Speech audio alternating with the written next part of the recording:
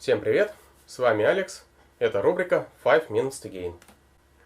Сегодня я делаю обзор на новинку этого года, то есть 2021 года, от компании Ibanez. Это вот такая гитара Ibanez RG631 ALF BCM. Это цвет Blue Chameleon, синий цвет, он прячется, да, вот в цвете этой гитары.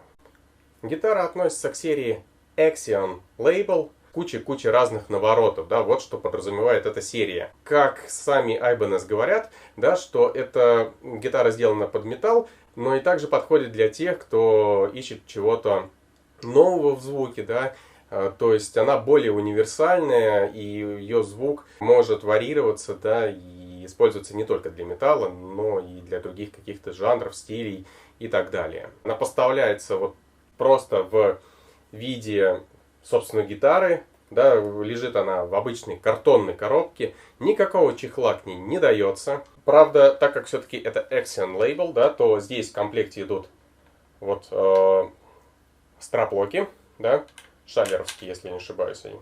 Набор ключей, ну и в принципе все, да, то есть это все, весь комплект поставки. На данный момент она стоит где-то около $1000 на 2021 год. Фактически поставка голая, бомж-пакет, да, как я его называю.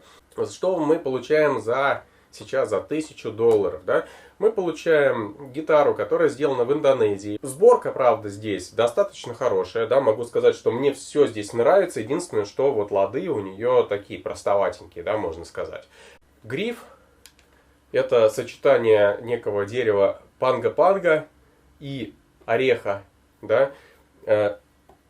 Дека сделана из ньятона, по-моему, так называется, да, дерево. То есть все это не очень стандартно, да, это в принципе показывает подход вот к Axion Label. Маркировки, да, они здесь флуоресцентные, да, то есть они светятся в темноте.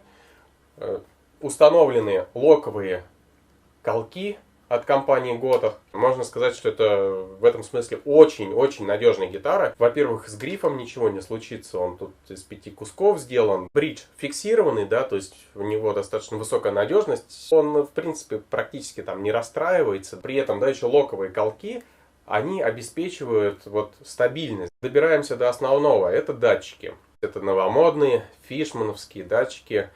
Modern, Fluence Modern, как-то так называется, да, не Humbucker. И можно сказать, что это не дешевые датчики, то есть не из-за разряда запихнули там первое попавшееся. В принципе, нет необходимости менять датчики вообще, потому что тут уже изначально они стоят достаточно очень интересные. Это активные звукосниматели, два Humbucker, причем они не делятся у них на нековые, на бриджевые, вот так вот, да, они делают. В бридже датчик вот на керамике, керамический звукосниматель, а здесь вот стоит альника. Здесь трехпозиционный переключатель, который просто переключает между бриджем, двумя звукоснимателями и неком. Ну и просто ручки тона, да, и громкости. Конечно, вы спросите, а что вот этот вот переключатель делает? Это как раз вот новомодная фишка этих датчиков, это меняет так называемый войсинг. Когда вы включаете первый войсинг, звук становится более холодным, более тяжелым. Когда вы включаете второй режим, вы получаете войсинг 2, который более близок, скажем так, к винтажу. Конечно, это все равно не винтажный звук, да, датчики достаточно агрессивны. При этом, конечно, звук становится более теплым. То есть у этих датчиков достаточно высокая универсальность. Не могу сказать, что они прям такие в этом смысле идеальные, да, что они, грубо говоря, подо все подойдут. Вот. Но настроить их можно, да, с ними можно работать, и это очень хорошо. Струны у нас проходят сквозь корпус, да, выходят через бридж.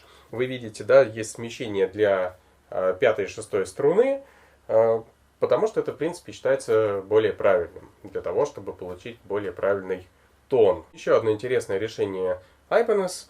Для того, чтобы отрегулировать анкер, да, теперь не нужно откручивать крышку, вы просто используете обычный медиатор. Да, вот таким образом вы ее открываете и используете ключ, который идет в комплекте для того, чтобы отрегулировать анкер. Мы видим, что да, действительно, вот отсечка, она сюда вот распаивается. Здесь на датчиках она никак не участвует. Таким образом, есть еще небольшой вариант для такого базового апгрейда. Вижу, что здесь все заэкранировано, да, во всяком случае, вот в этом месте. Крышечка тут держится, и мы видим, что здесь установлена крона. Здесь вроде бы экран есть, а вот здесь я экрана не вижу. Прям легкая. Здесь как-то вот центровка, она более правильно, более удобная сделана. Мне очень нравится, как здесь сделана электроника. Тон, наконец-то тон у Ibanez полезен. Два хамбекера я включу. Войсинг второй включу. Немножко приберу тона, да, и немножко громкости приберу.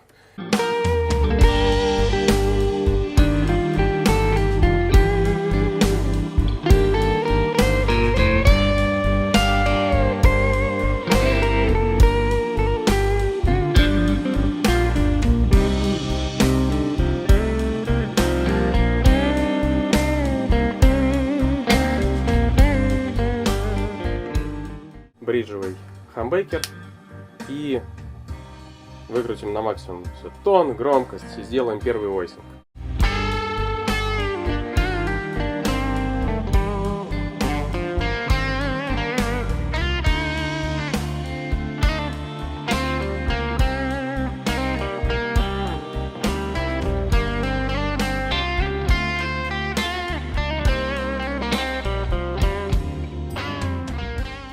Будем использовать neck и уберем тон весь на втором войсинге.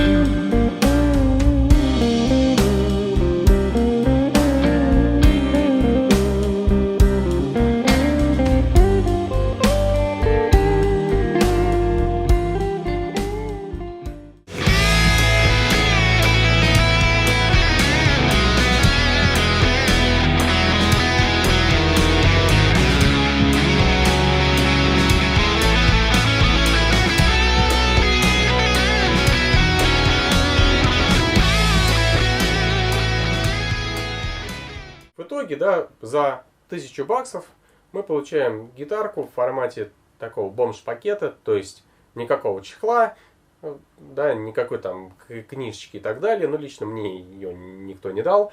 Вот, кейс тем более забудьте. Ну что это такое? Что за комплект поставки Ibanez? Хотя бы чехольчик бы дали к этой гитарке. Но зато, да, то есть фишмановские датчики.